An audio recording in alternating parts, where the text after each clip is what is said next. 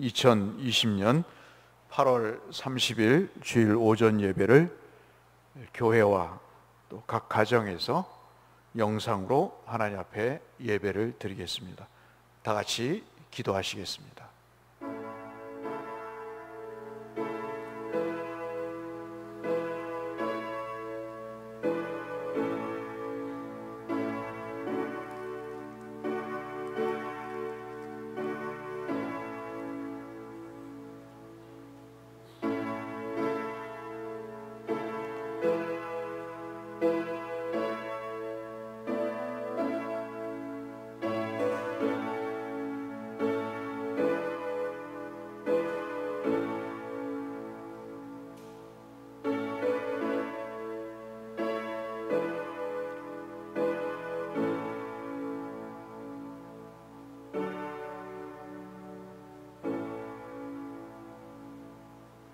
너희는 나를 버릴지라도 나는 너를 결코 버리지 아니하겠다고 말씀하시며 주의 백성을 어떠한 상황과 상태 속에서도 지켜 보호하시며 저들을 향한 생명의 역사를 중단하지 않으시고 모든 죄를 용서하시며 고통과 아픔을 대신 감내하시며 저희들을 구원하신 하나님을 오늘도 기억하고 그 하나님 앞에 7번 절을 하는 마음으로 예배를 드리고자 하오니 성삼위 하나님께서 저희의 예배를 받아주시고 하나님이 기뻐하시며 저희들의 삶의 고통과 아픔이 사라지게 하시고 하나님이 주시는 내일과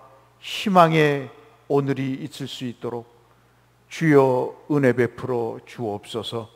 오늘도 우리의 죄가 주홍같이 붉을지라도 십자가의 보혈로 우리를 정케하사 아버지께로 나가는 자들에게 참으로 영생이 있게 하시고 주님을 만나 뵙는 복된 은혜의 체험이 있도록 이 시간 각자의 처소에서 예배를 드릴 때 성령께서 동행해 주옵소서. 예수님 이름으로 기원하옵나이다. 아멘. 신앙 고백하겠습니다. 나는 전능하신 아버지 하나님 천지의 창조주를 믿습니다. 나는 그의 유일하신 아들 우리 주 예수 그리스도를 믿습니다. 그는 성령으로 잉태되어 동정녀 마리아에게서 나시고 본디오 빌라도에게 고난을 받아 십자가에 못 박혀 죽으시고 장사된 지 사흘 만에 죽은 자 가운데서 다시 살아나셨으며 하늘에 오르시어 전능하신 아버지 하나님 우편에 앉아 계시다가 거기로부터 살아있는 자와 죽은 자를 심판하러 오십니다. 나는 성령을 믿으며 거룩한 공교회와 성도의 교제와 죄를 용서받는 것과 몸의 부활과 영생을 믿습니다. 아멘. 찬송 함께 620장으로 하나님 앞에 영광 올려 드리겠습니다.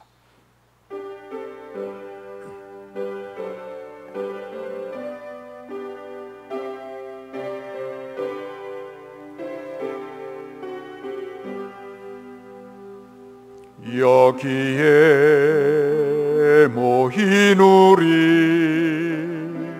주의 은총 받은 자여라. 주께서 이 자리에 함께 계심을 아노라. 언제나 주님만을 찬양하며 따라가리니 시험을 당할 때도 함께 계심을 믿노라. 이 믿음 더욱 굳세라. 주가 지켜주신다.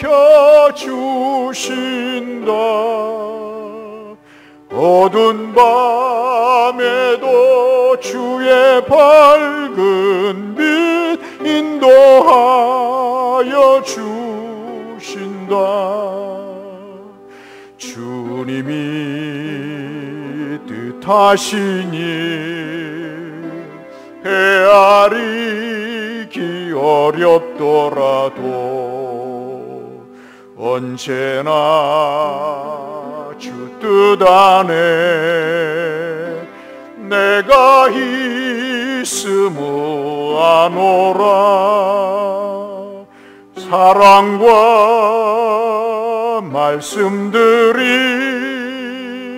나를 더욱 새롭게 하니 때로는 넘어져도 최후 승리를 믿노라. 이 믿음 더욱 굳세라.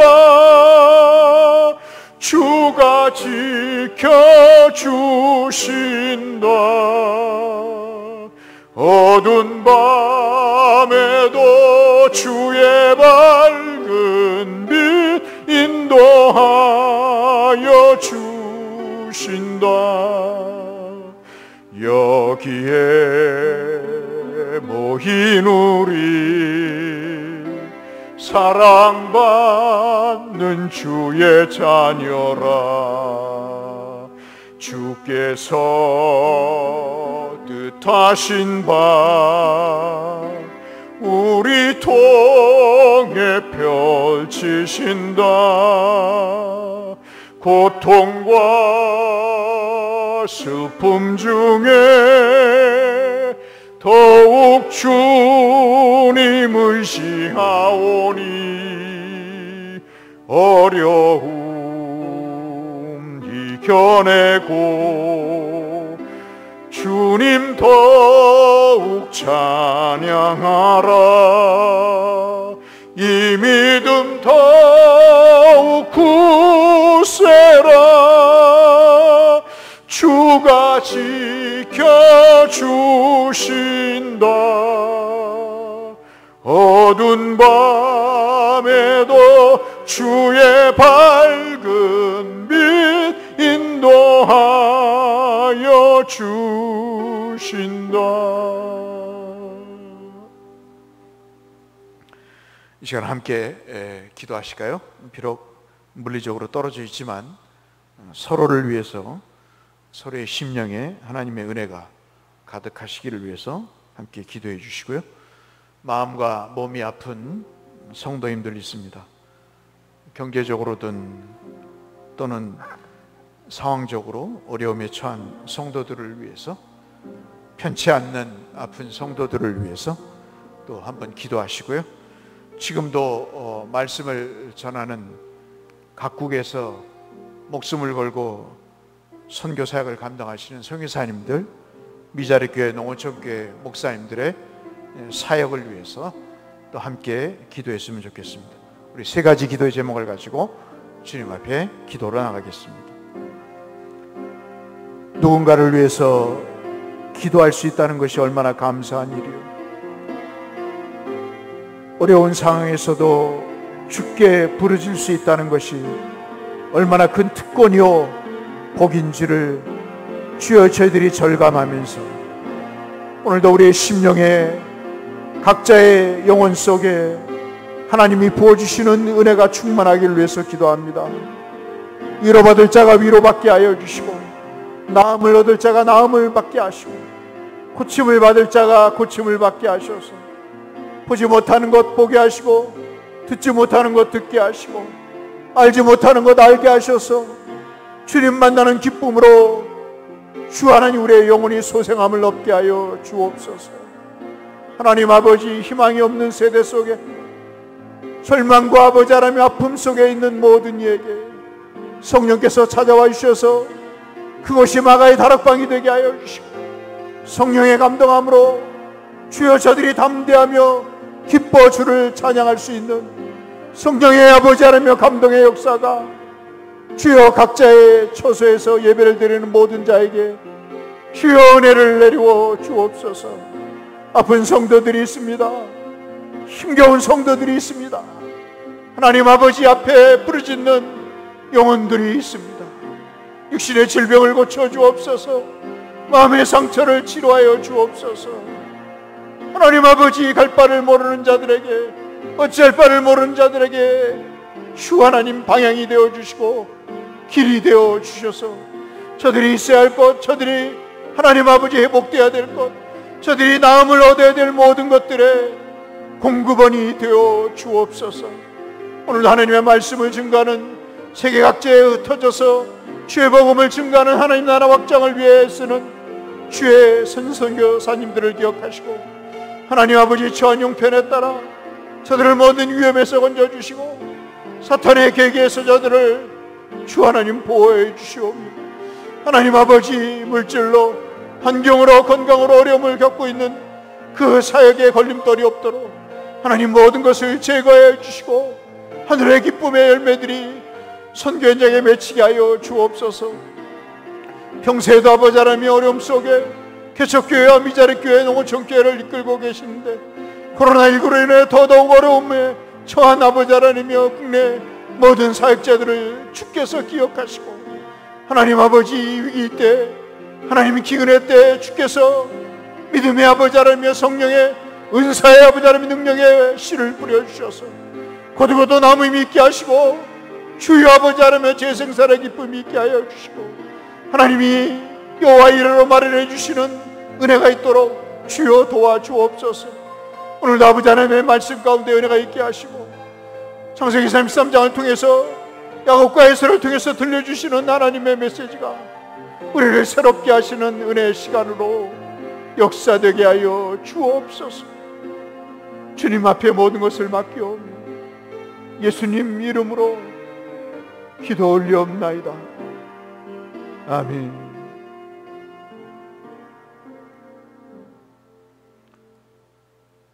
걸어가신 아버지 하나님, 저희들은 어찌할 수 없습니다.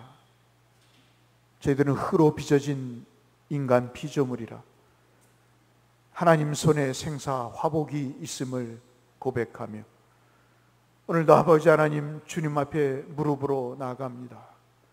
우리의 연약한 무릎을 일으켜 세워주시고 하나님 저희들의 빈손을 채우사 저희들의 갈급한 심령을 새롭게 하사 아버지를 배움는 은혜를 체험하는 기쁨의 시간으로 우리의 질병이 회복되는 시간으로 하나님 우리의 내일이 열리는 시간으로 역사하여 주옵소서.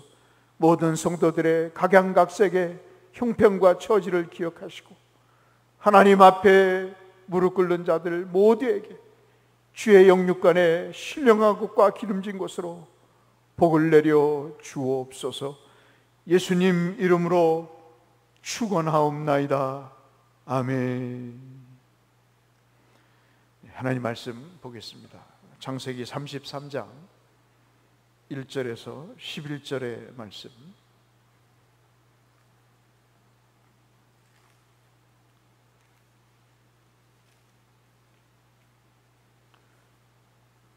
창세기 33장 1절에서 11절 말씀, 구약성경 50쪽에 있는 말씀 봉독하겠습니다.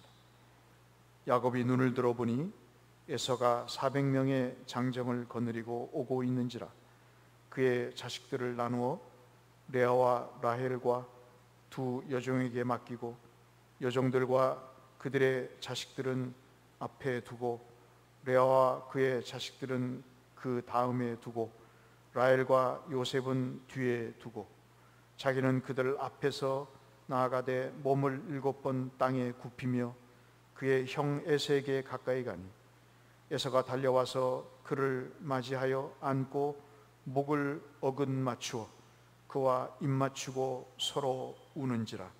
에서가 눈을 들어 여인들과 자식들을 보고 묻되 너와 함께한 이들은 누구냐? 야곱이 이르되 하나님이 주의 종에게 은혜로 주신 자식들이니이다. 그때 여종들이 그의 자식들과 더불어 나와 절하고 레아도 그의 자식들과 더불어 나와 절하고 그의 요셉이 라헬과 더불어 나와 절하니 에사가 또 이르되 내가 만난 바 이 모든 때는 무슨 까닭이냐. 야곱이 이르되 내 주께 은혜를 입으려 함이니이다. 에사가 이르되 내 동생아 내게 있는 것이 족하니 내 소유는 내게 두라. 야곱이 이르되 그렇지 아니하니이다. 내가 형님의 눈앞에서 은혜를 입었사오면 청하건대 내 손에서 이 예물을 받으소서. 내가 형님의 얼굴을 배운즉 하나님의 얼굴을 본 것 같사오니 형님도 나를 기뻐하심이니이다. 11절 같이 읽겠습니다. 하나님이 내게 은혜를 베푸셨고 내 소유도 족하오니 청하건대 내가 형님께 드리는 예물을 받으소서 하고 그에게 강권함에 받으니라. 아멘. 하나님이 오늘도 여러분 모두에게 함께 하셔서 주의 은혜로 모든 위로와 회복의 역사가 있으시기를 주의 이름으로 축복합니다. 살면서 참 힘들고 어려운 일은 없어서이기도 하고 아파서이기도 하지만 아마도 누군가와 갈등과 증오의 관계 때문이 아닌가 하는 생각을 많이 하게 됩니다. 반대로 결코 쉬운 일은 아니지만 상대적으로 누군가를 이해하고 그럴 수 있겠다 하고 받아들이는 일은 자기 자신을 포함해서 모두에게, 상대방 그리고 내 자신 모두에게 참으로 행복하고 평안한 일이 아닌가 하는 생각을 갖습니다. 그런데 현실은 그렇지 못하죠. 자기중심적인 욕망과 욕구 때문에 사랑해야 될 사람과 반목하고 갈등을 일으켜서 그 관계가 깨져서 회복 불가능한 상태로 치달을 때가 참 많이 있습니다. 그것 때문에 서로 핑계를 대면서 아파하고 네 잘못 때문에 내가 이렇게 슬픔에 잠겼다고 원망하는 그런 일들이 참 우리 주변에는 너무나 많습니다.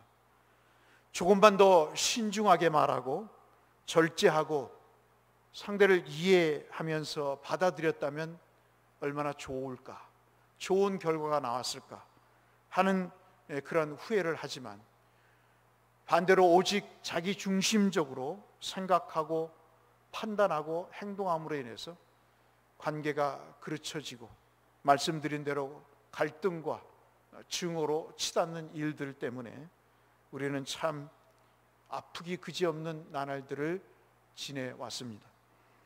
언젠가는 어디선가는 어떠한 형태든 이것은 해소가 돼야 될 텐데, 치료가 돼야 될 텐데 방치하면 불행이 계속이 되고 그 아픔은 골마 터져서 영원히 치료할 수 없는 불치병이 되기 때문에 우리는 이것을 반드시 치료해야 되고 어떤 형태로든 이것을 정리하지 않으면 안 되는 그런 깨달음을 우리가 삶을 통해서 갖게 됩니다.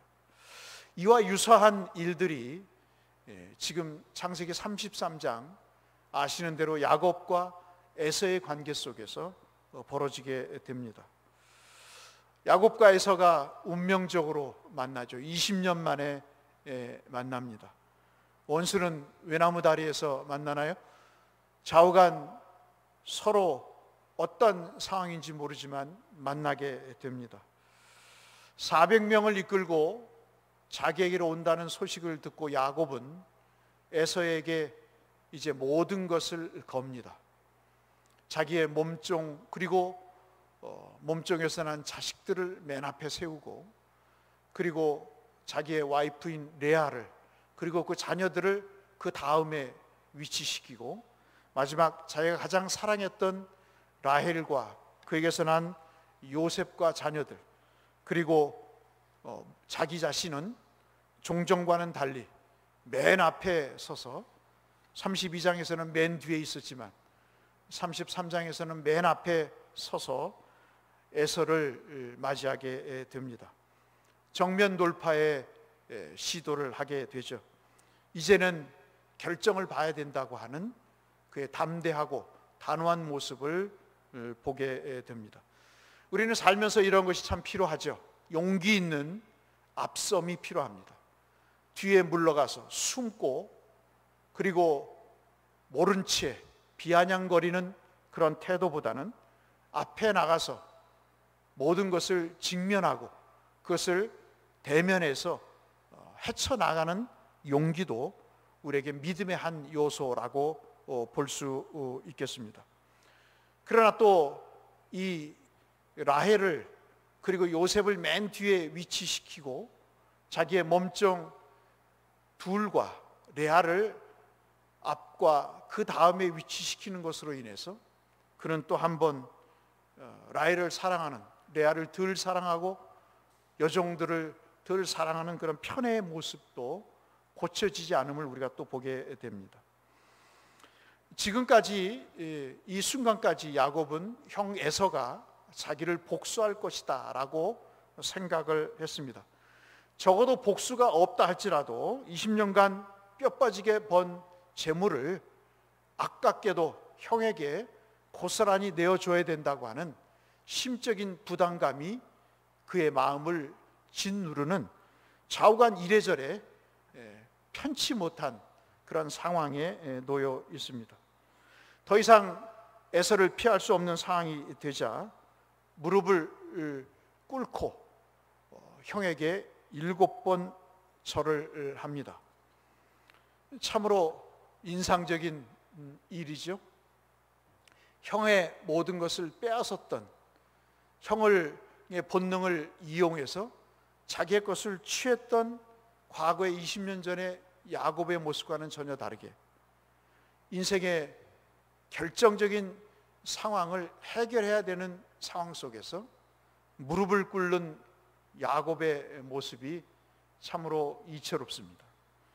7번 땅에 무릎을 꿇고 절을 하면서 에서를 대하는 모습은 참으로 진정한 용서를 구하는 모습이 아닐 수가 없습니다. 자기의 의사를 솔직하게 말하는 것, 또 겸손하게 용서를 구할 때는 참으로 진실하게 용서를 구하는 것, 그것이 참으로 인간된 모습이 아닌가 싶습니다. 참으로 용기 있는 사람은 자기의 마음을 솔직하게 이야기를 하고 그리고 또 자기의 잘못을 진심을 담아 고백할 줄 아는 사람이 진짜 용기 있는 사람이 아닌가 싶습니다. 용서는 어디서부터 시작이 될까요? 솔직한 겸손의 마음에서부터, 낮아짐에서부터 시작된다고 볼 수 있겠습니다. 겸손하지 않는 사람, 진정한 용서를 구하지 않는 사람이 무릎을 꿇을 수 있을까요? 그것은 그렇지 않을 것입니다. 불가능한 일일 것이죠. 우리는 이렇게 에서의 앞에 무릎을 꿇는 야곱을 보면서 예수님의 모습을 봅니다. 아무것도 아쉬울 것이 없고 지존하시고 영원하신 하나님께서 인간의 몸을 입고 이 땅에 오셔서 벌레만도 못한 우리의 형체를 입으시고 그 죄된 인간의 모습으로 오셔서 기꺼이 제물이 되신 낮아지신 예수님의 빌립보서 2장 6절로 8절의 모습을 화면에 보시듯이 우리가 보면서 그의 낮아지심은 참으로 우리에게 새로운 용기 있고 믿음 있는 모습이 아닌가 하는 생각이 듭니다. 주께서 베푸신 구원의 십자가의 역사는 그렇게 우리에게 야곱의 모습을 통해서 미리 예고하시듯 우리에게 말씀해 주셨습니다. 자신에게 당했던 형에 대해서 자기가 형을 이용해서 형의 축복권을 빼앗았던 그 일에 대해서 진정으로 사죄를 구하고 용서를 구하는 야곱의 모습을 우리는 이 대목에서 보게 됩니다. 그런데 참 인생살이도 그렇죠. 우리의 예상과는 달리 모든 것이 진행되는 것이 참으로 흥미롭고 신비롭기도 하고, 어떤 때는 이 일 때문에 우리가 예수를 믿지 않을 수밖에 없는, 내 계획과 내 예상대로 되지 않는 인생을 보면서 더더욱 우리가 믿음의 길로 가게 되는 그런 체험을 하게 됩니다. 야곱의 상황도 야곱이 예상했던 그런 복수의 상황, 자기를 칼로 처단할 것이라고 하는 그런 예상과는 전혀 다른 방향으로 이야기가 흘러가는 것을 야곱은 모른 채 형에게 나아갑니다. 20년간 간직해 두었던 증오심, 야곱의 목에 칼날을 들이대고 그 목을 칠 것이라고 예상했던 에서는 오히려 달려와서 동생 야곱의 목을 껴안고 입을 맞추고 우는 모습으로, 전혀 다른 상상할 수 없는 모습으로 일이 벌어지게 됩니다.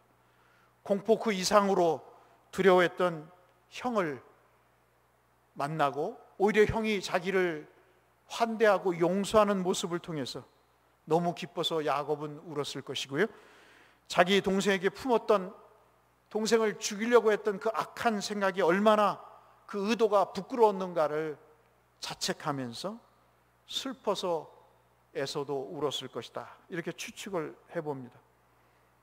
참 신비스러운 건 그런 것 같아요. 우리가 용서와 화목을 하기 이전에는 자기가 옳다고 주장을 합니다.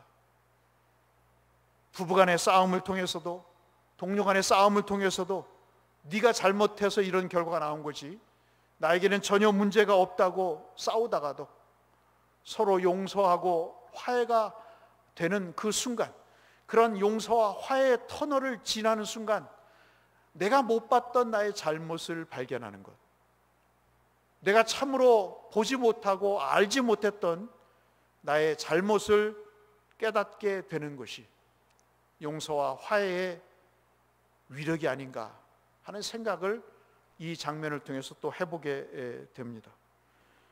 20년 전 동생 야곱에게 복수를 다짐했던 그 복수심에 불탔던 에서의 모습은 온데간데 찾아볼 수 없습니다. 야곱이 이스라엘로 바뀐 것처럼 하나님은 야곱만 바꿔놓으신 것이 아니고 에서도 바꿔놓으셨다는 사실을 우리가 여기서 보게 되죠. 여러분, 지난 시간에 우리는 32장 11절에서 야곱이 얼마나 이 인생의 공포에서 자기를 구원해달라고 간절하게 기도했는지를 우리는 이미 봤습니다. 내가 죽게 간구하오니 내 형 에서의 손에서 나를 건져 주옵소서 하고 2번 기도를 하게 되죠.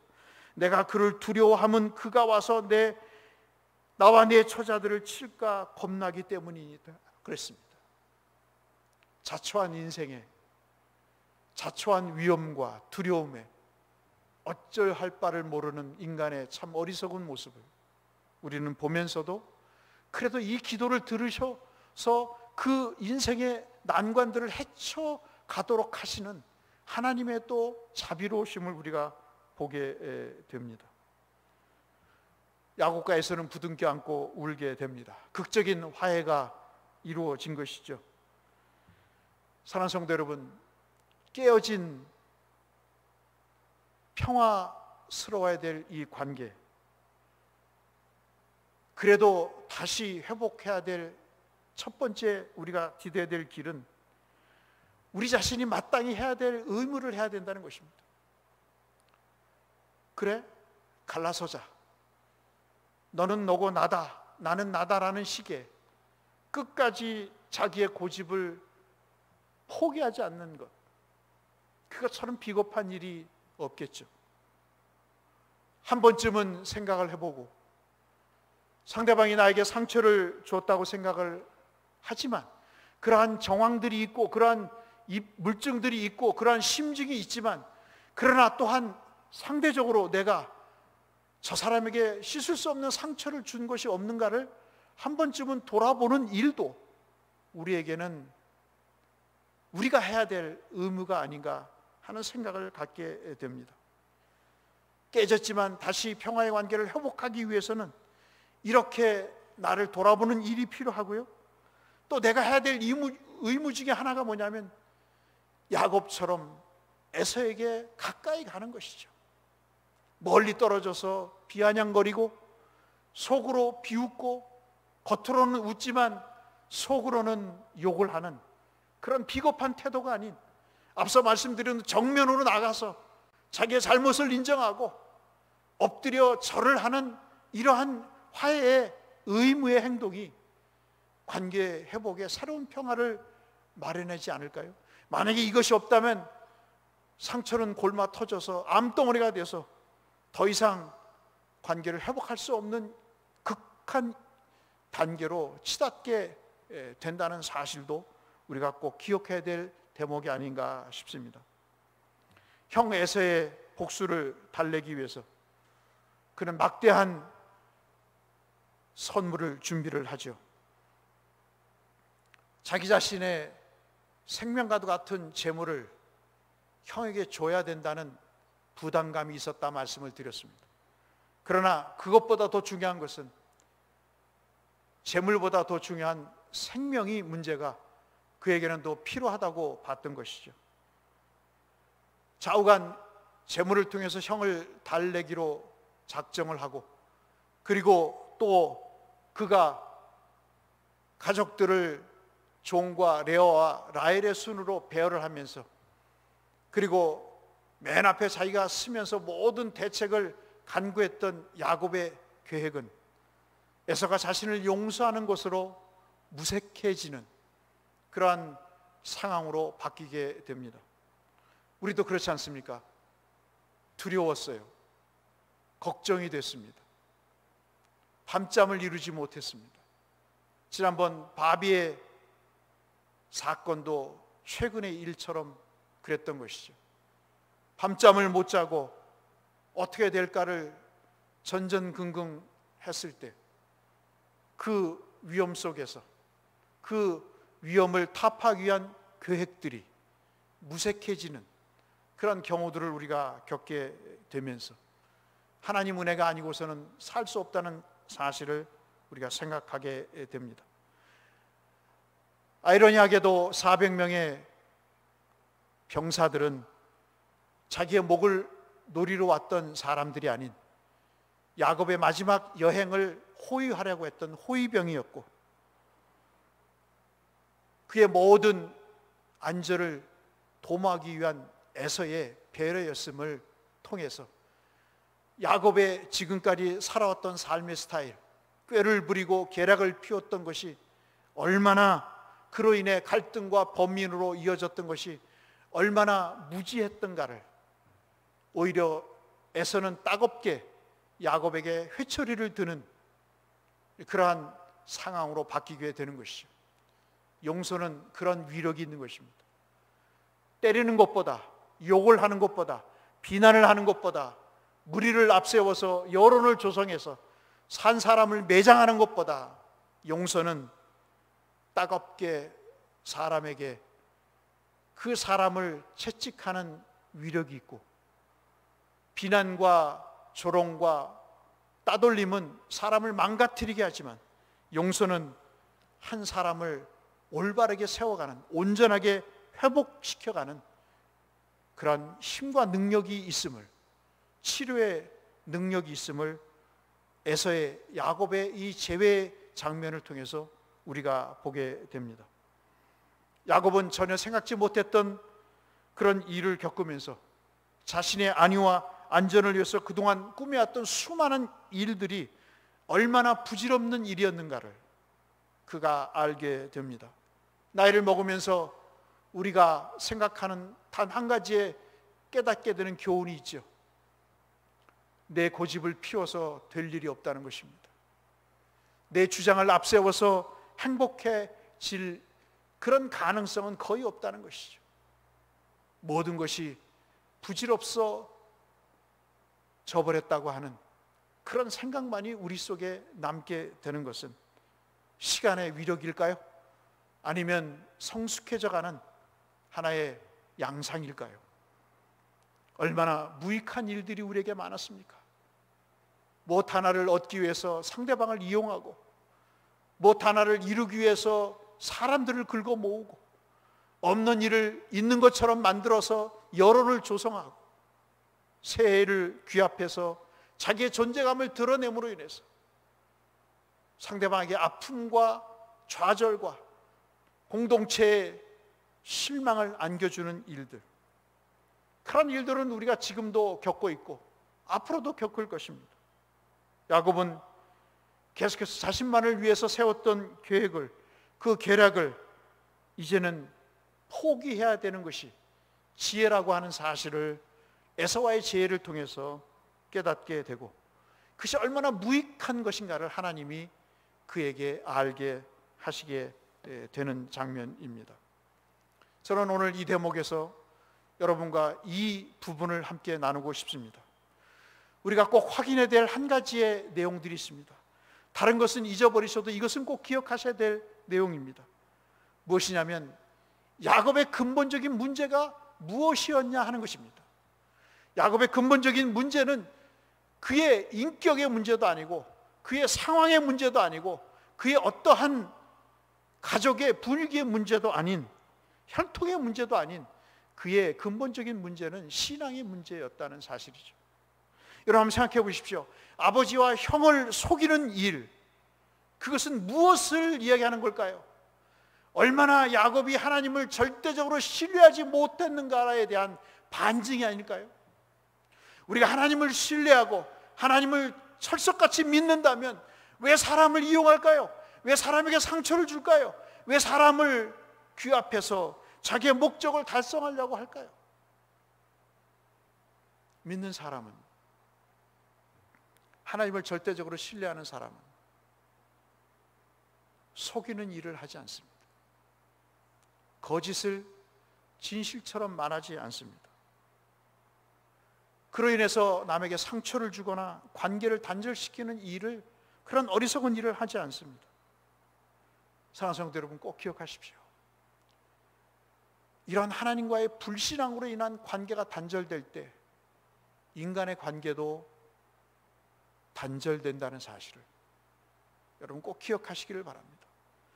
누차 말씀을 드리지만 야곱이 처한 상황은 자초한 상황이요, 야곱이 겪게 되는 것은 무슨 의의 고난도 아니고 어떠한 자기가 스스로 의로운 길을 찾아가서, 믿음의 길을 찾아가서 그 과정 속에서 빚어지는, 욥이 겪는 그런 의로운 고난도 아닙니다.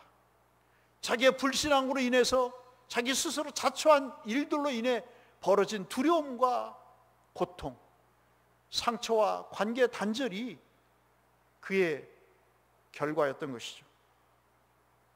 하나님과의 관계를 생각할 필요가 있습니다. 위기에 있을 때 특히 그런 것이죠. 내가 아파할 때, 상대방이 아파할 때, 상대방과 내 관계가 갈등과 증오로 치달을 때 우리는 무엇을 생각해야 됩니까? 저놈이 잘못한 것이다라고 생각하기 이전에 나와 하나님과의 관계가 어떠한가를 먼저 생각해 봐야 된다는 말씀입니다. 하나님과의 나의 관계가 올바른지, 내가 하나님과의 관계가 회복되어 가고 있는지, 어떤 면이 회복되어야 되는지를 살펴봐야, 그것이 선결되지 않고는 사람과의 관계가 아무리 화해를 하고 그리고 화목의 제스처를 취해도 한계가 있다는 사실입니다. 모든 인생의 문제는 신앙적으로, 영적으로 생각해야 된다는 것이죠. 그것 없이는 참 인생이 고달퍼진다는 사실을 오늘 우리는 기억해야 될 것입니다. 마태복음 18장 18절 19절 말씀을 보실까요? 주님이 심오한 말씀을 하세요. 우리 같이 한번 읽어보겠습니다. 같이 읽겠습니다. 시작. 진실로 너희에게 이르노니 무엇이든지 너희가 땅에서 매면 하늘에서도 매일 것이요, 무엇이든지 땅에서 풀면 하늘에서도 풀리라. 내가 천국의 열쇠를 내게 주노니 내가 땅에서 무엇이든지 매면 하늘에서도 매일 것이요 내가 땅에서 무엇이든지 풀면 하늘에서도 풀리리라 말씀을 하십니다. 베드로에게 주신 특권이지요. 성도에게 주신 특권입니다. 그러나 저 말씀의 내면 속에는 하늘에 계신 하나님과 땅에 있는 인간의 관계가 불가분의 관계라는 사실, 그 관계가 영적이요 영원한 관계라는 사실을 우리에게 말씀해 주고 있습니다. 어리석은 사람은 위기가 왔을 때, 고통과 두려움이 있을 때, 걱정이 있을 때 상대를 탓합니다. 화해하지 않죠. 용서하지 않습니다. 화목하려고 하지 않습니다. 오히려 더 비아냥거리고 비판합니다. 그러나 지혜로운 사람은 이 일이 무엇을 말씀하시고자 함인가를 생각하고 하나님 앞에 무릎을 꿇게 되는 것이죠. 사랑하는 성도 여러분, 인생의 어려움이 가중될 때 기도와 말씀의 자리로 나가셔서 하나님의 뜻을 묻는 그러한 신령한 영적인 지혜가 충만한 성도님들 되시기를 주의 이름으로 축원합니다. 20년 만에 만난 형제는 다소 어색한 긴 대화를 5절부터 11절까지 이어갑니다. 야곱은 막대한 선물을 형에게 들이대면서 형 받을 것을 요청을 하죠. 8절, 10절, 11절의 말씀입니다. 남의 것을 지금까지 빼앗아서 자신의 것으로 삼았기를 원했던 그 야곱이 이제는 자신의 것을 줄 줄 아는 그런 사람이 되었습니다. 참 고난은 그렇게 유익함이 있는 것 같습니다. 자신의 욕망에 사로잡혀서 스스로를 통제하지 못했던 야곱이 이제 하나님께 장엄한 패배를 당한 이후에, 깨어진 이후에, 산산이 부서진 이후에, 야복강 강가에서의 사건이죠. 이 고관절이 골절이 되는, 위골이 되는 그런 철저하게 힘줄이 끊어지는 그런 자신의 고집이, 자신의 아집이, 자신의 생각이 깨어지는 그 이후에 자신이 아닌 하나님의 통제를 받게 되는 사람으로 변화된 새로운 모습이 참으로 은혜스럽지 않을 수가 없는 것이죠. 야곱과 함께한 사람들, 야곱의 몸종부터 아내의 자식들부터 누구냐고 물어볼 때 5절에 야곱은 가족들을 소개하면서 형에게 하나님께서 주신 은혜의 결과들이라고 이야기를 합니다. 참으로 믿음의 말이죠. 지금까지는 자기가 취해왔습니다. 자기의 노력으로 얻은 것으로 생각을 했습니다. 적어도 라반의 집에서까지도 그랬습니다. 그러나 이제는 하나님이 주신 것으로 그는 소개를 합니다. 그리고 에서 자신 앞에 놓인 이 가축의 떼들이 뭐냐고 물어보자 형에게 은혜를 입기 위한 선물이라고 이야기를 합니다. 5절, 8절, 13절, 14절, 15절에 형을 주라고 표현하면서 자기를 종이라고 5절에 표현하면서 형에게 자신의 겸손의 모습을 비춰주죠. 특별히 중요한 표현을 두 가지를 쓰고 있습니다. 형에게 주는 선물을 이야기를 하죠. 이 선물은 민하라고 하는 히브리 말입니다. 이 선물이라는 것은 하나님 앞에 제사를 드릴 때, 특히 곡물의 제사를 드릴 때 썼던 용어입니다. 즉 다시 말씀드리면 지금 야곱이 형 에서를 대하는 것이 인간적으로 대하는 것이 아니라 하나님 앞에서 진실하게 곡물을, 제물을 드리듯이 형의 마음을 사는 정도가 아닌 형에게 사죄하고 용서를 구하는 그런 사죄의 은총을 구하는 심정으로 야곱이 선물을 드리고 있다는 그런 마음을 읽는 대목입니다. 기뻐하다라고 하는 이 동사는 하나님께서 제물을 드리는 사람의 제물을 흡족하게 연락하셔서 받으셨을 때 썼던 제사의 용어입니다. 이 두 가지가 바로 진정성 있는 용서와 그리고 화해의 단면을 우리에게 말씀해 주는 대목이 아닐까 싶습니다. 저는 마지막으로 에서를 통해서 우리에게 주시는 교훈 몇 가지를 살펴보면서 말씀을 맺고자 합니다. 놀라운 변화는 야곱에게만 있었던 것이 아니고 말씀드린 대로 에서에게도 있었습니다. 야곱의 마음에는 두려움과 초조함이 아닌 이제는 평안함만이 흐르게 됐고, 얼음보다 차디찬 에서의 마음에는 하나님의 분노와 복수심, 증오감이 아닌 용서와 동생을 사랑하는 국률의 마음이 사랑의 온기가 가득해지는 변화가 있었습니다. 그러면서 우리의 눈가를 적시게 하는 그러한 중요한 발언을 하나 합니다. 9절을 보실까요? 9절을 보시면 에서가 이렇게 얘기합니다. 선물을 건네는 동생 야곱에게 9절에서 에서가 이야기를 합니다. 에서가 이르되 내 동생아, 내게 있는 것이 족하니 내 소유는 내게 두라 그럽니다. 저는 참 이 말씀을 준비하면서 내게 있는 것이 족하다라는 이 에서의 표현이 참 가슴에 와 닿습니다. 우리는 때로는 살다 보면요, 믿지 않는 사람이 더 낫다 하는 생각이 들 때가 많습니다. 믿지 않는 세상에 불신한 사람들이, 불신앙의 사람들이 오히려 믿는 사람보다 더 후하고 더 인격적이고 더 윤리적이다는 생각을 가질 때가 참 많아요. 야곱은 형의 것을 빼앗았던 사람이었습니다. 그런데 에서는 예나 지금이나 당하든 당하지 않든, 당하는 것처럼 보이든 또는 당하는 그런 상황이든 주는 사람이었어요. 빼앗겼지만 그러나 그의 모든 것을 자기 것으로 움켜쥐려고 했던 사람은 적어도 아니었던 것 같습니다. 내게 있는 것이 족하다라는 말이 참 그의 인격의 한 면을 대변하는 것 같습니다. 에서는 하나님을 인정하지 않은 사람이었습니다. 지금 이가 살고 있는 곳도 세일 땅, 여러분 잘 아시는 에돔의 동편 요단강 동쪽 남쪽에 있는 에돔에 살고 있었습니다. 그는 결코 하나님을 만나지 않은 사람이었습니다. 하나님의 축복과 약속을 믿지 않는 사람이었습니다. 스스로의 힘과 능력을 믿고 사는 사람이었어요. 사냥을 해서 얻는 거지 하나님을 의지해서 식량을 얻는 것이 아니라고 여겼던 사람이었어요.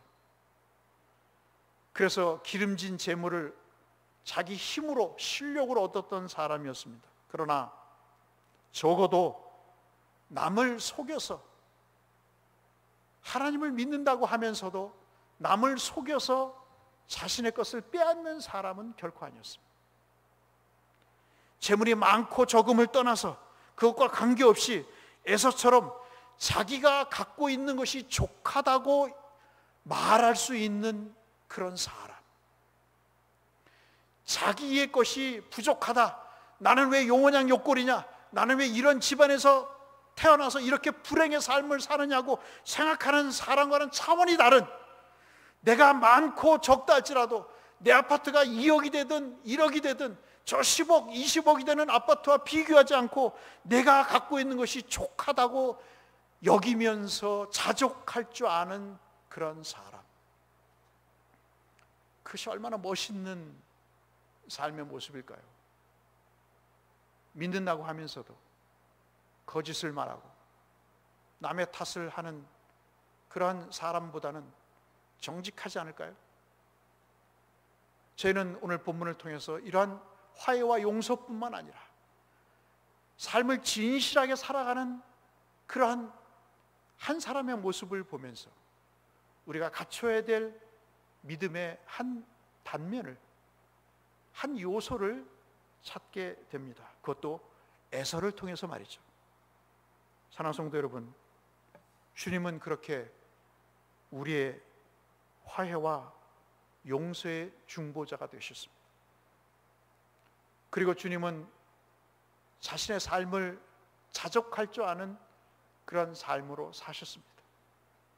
어느 것 하나 남겨두지 않으시고 무소유의 아이콘처럼 주님은 그 옷 같지도 않은 옷을 마지막으로 로마 병정들에게 내어주시는 것까지, 물과 피를 쏟아 부어주시는 것까지 그는 소유가 아닌 무소유 자족의 삶을 살다 가셨습니다.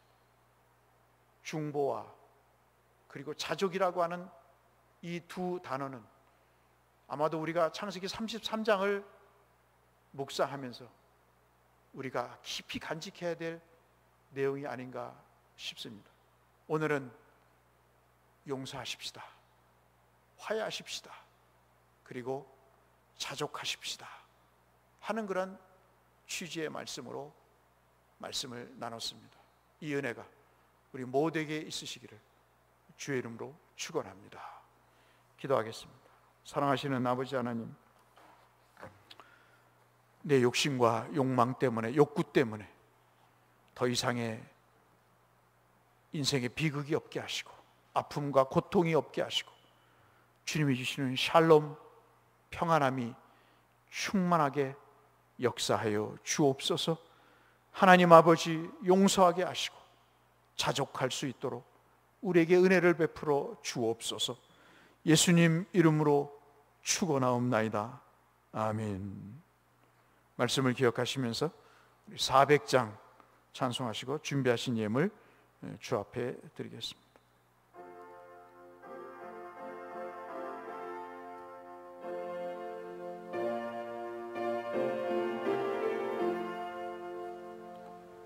험한 시험물 속에서 나를 건져주시고 노한 풍랑 지나도록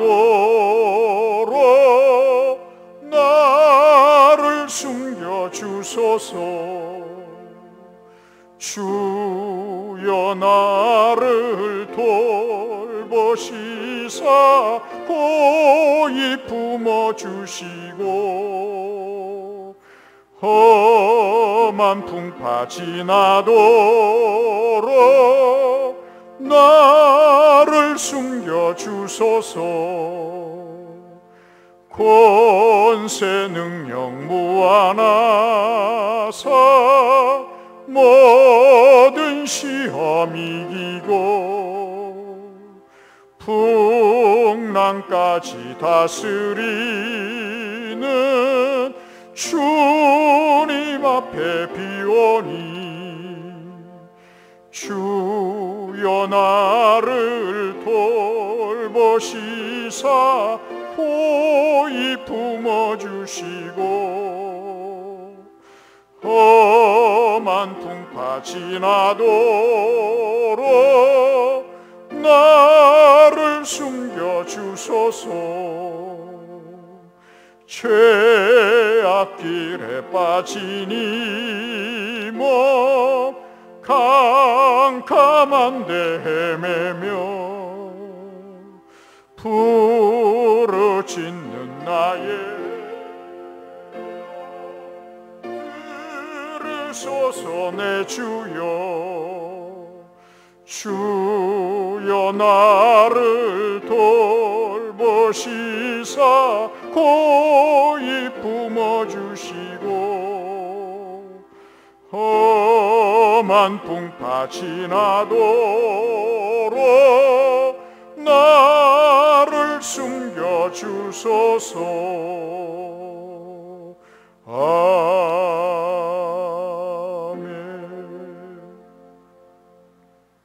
마음과 정성을 모아 땀과 눈물을 담아 주님 앞에 드리는 예물을 주여 받아 주시옵시고 하나님 앞에 드리는 자의 복이 삶의 결과로 나타나게 하옵시며 육신의 치료와 영혼의 소생함과 영생의 구원의 길로 인도하시는 하나님의 손길로 역사하여 주옵소서.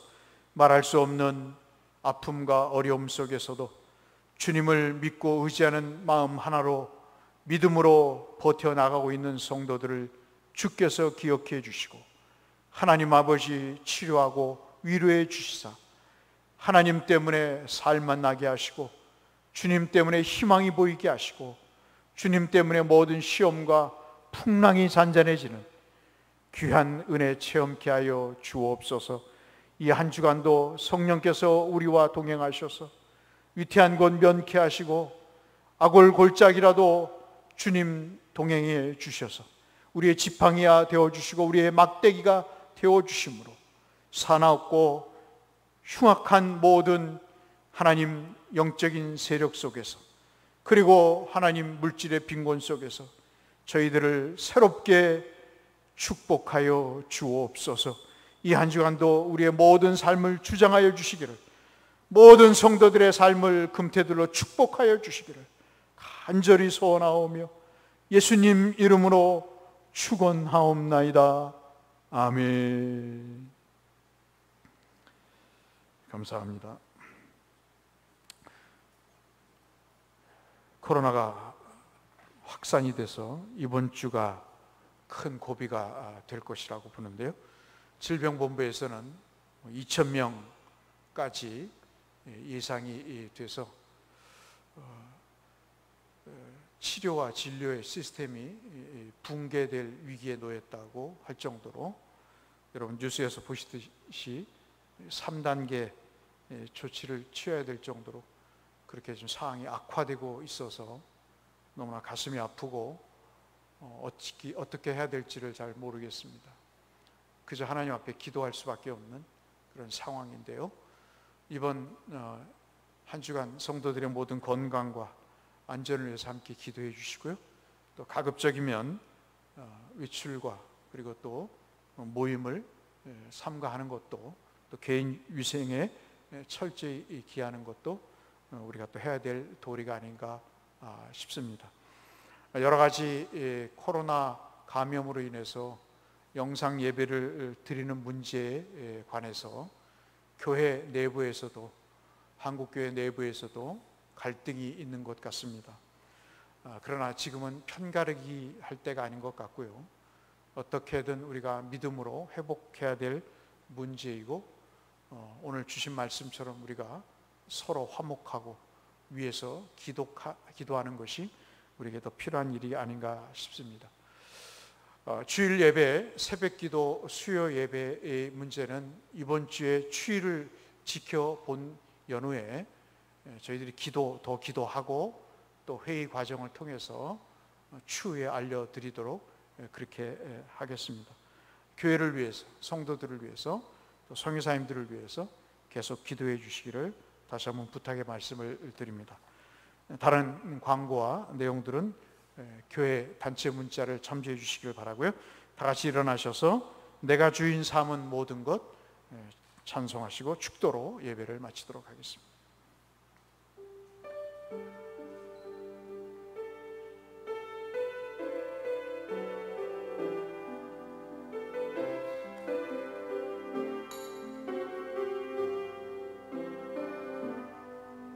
내가 주인 삼은 모든 것 내려놓고 내 주 되신 주 앞에 나가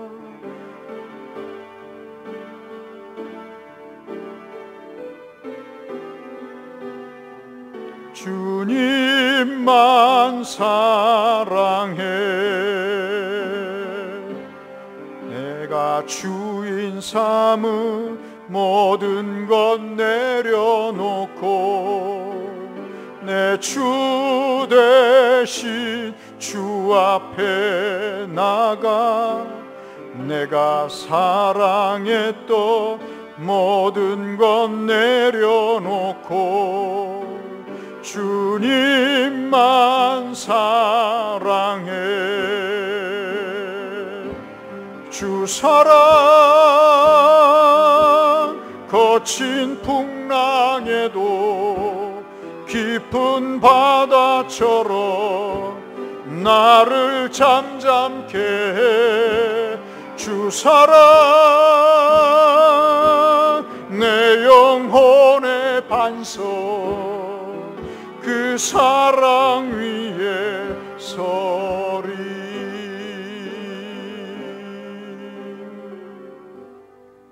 지금은 우리의 반석 되신 예수 그리스도의 십자가의 구속의 은혜와 독생자를 내어주신 하나님 아버지의 변함없는 사랑하심과 구원의 완성을 위해 지금도 우리를 감동감화시키시고 내주 역사하시는 성령 하나님의 교통하심이 오늘 야곱과 에서의 재회 장면을 함께 나누며 이 땅에 더 이상 나의 욕망으로 인한 상처와 관계 단절을 끊고 용서와 화목을 통한 삶의 평안과 스스로 주신 것에 대한 은혜에 감사하며 자족하는 삶을 통해서 만족과 기쁨의 거룩한 성도의 삶을 살기를 마음에 소원하시는 모든 성도들의 삶의 터전 위에 이제로부터 영원토록 함께 계실지어다.